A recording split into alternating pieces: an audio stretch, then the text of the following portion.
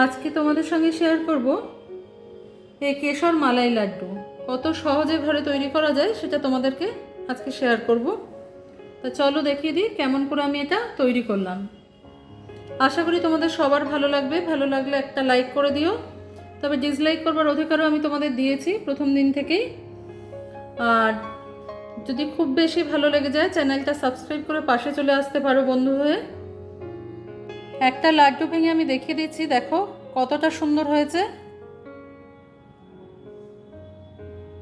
তো বাড়িতে অবশ্যই তৈরি করবে তোমরা, তাহলে খেয়ে বুঝতে পারবে কেমন হয় এটা।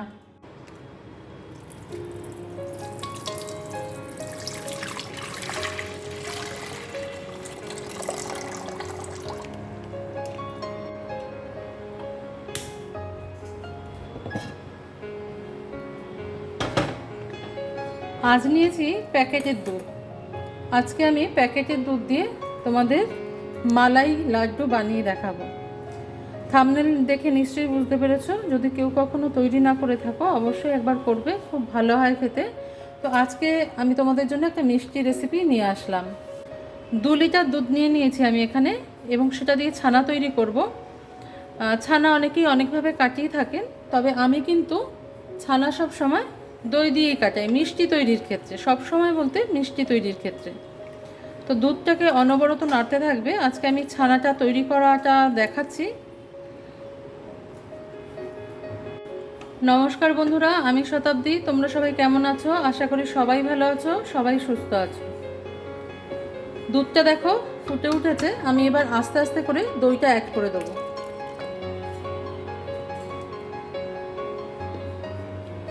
দুধটা থেকে যতক্ষণ না পর্যন্ত সবুজ জল বেরোবে ততক্ষণ পর্যন্ত আমাদের একটু জাল করে নিতে হবে।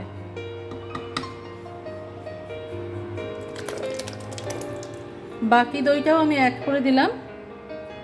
তোমরা তোমাদের মনের মতন যেভাবে খুশি ছানা কাটিয়ে নিতে পারো, তবে এভাবে ছানা কাটালে দই দিয়ে কি হয়, ছানাটাকে আর জলে ধুতে হয় না, একবারেই হয়ে যায়। কিন্তু যদি পাতিলেবুর রস বা ভিনিগার দিয়ে আমরা করি তাহলে সেক্ষেত্রে ছানাটাকে একটু ধুয়ে নিতে হয়। আমার নতুন বন্ধু, আমার পুরনো বন্ধু, সবাইকে অনেক অনেক ধন্যবাদ এইভাবে পাশে থেকে আমাকে সাপোর্ট করার জন্য। ছানাটা দেখো আমার কাটানো হয়ে গেছে। এটা তৈরি করতে আমার প্রায় 1.5 বাটি মতন টক দই লেগেছে। তবে এক্ষেত্রে একটা কথা বলে রাখি, যখনই ছানাটা কাটাবে দই দিয়ে, তখন কিন্তু দইটাকে রুম টেম্পারেচারে রাখতে হবে। ফ্রিজ থেকে বার করে সঙ্গে সঙ্গে ছানা কাটালে কিন্তু অনেক সময় লাগবে।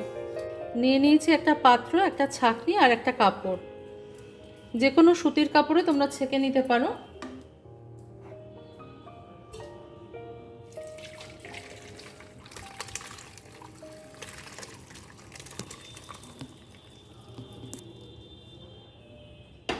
এভাবে আমি কিছুক্ষণ রেখে দেবো ছানাটাকে।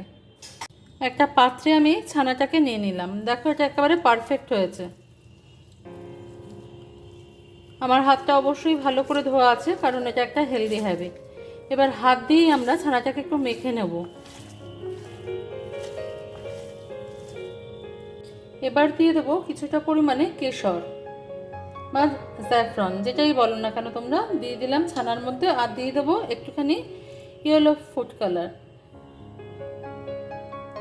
2-3 ড্রপ দিলেই এখানে হয়ে যাবে। এবার এটা দিয়ে ভালো করে ছানাটাকে মেখে নেব। ছানার মধ্যে যেন কোনো লাম্পস না থাকে এইভাবে মেখে নেবে। তবে রসগোল্লা বা অন্যান্য সন্দেশ তৈরি করবার সময় আমরা যেভাবে মাখি ওইভাবে না মাখলেও চলবে, শুধু ভালো করে মিশিয়ে নেওয়া ছানাটাকে। ছানাটা দেখো আমার মাখা হয়ে গেছে।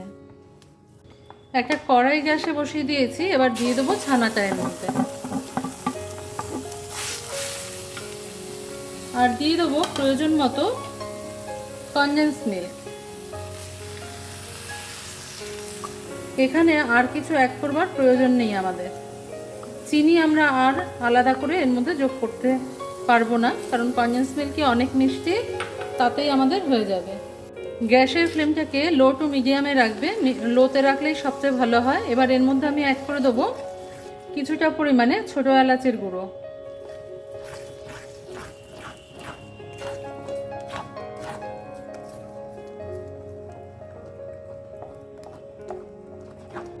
আমি এখানে আর 2 ফোঁটা রং ব্যবহার করব, কারণ কালারটা এখনও আসেনি আমার মনে হলো, সেই জন্য আমি আরেকটু রং অ্যাড করে দিলাম।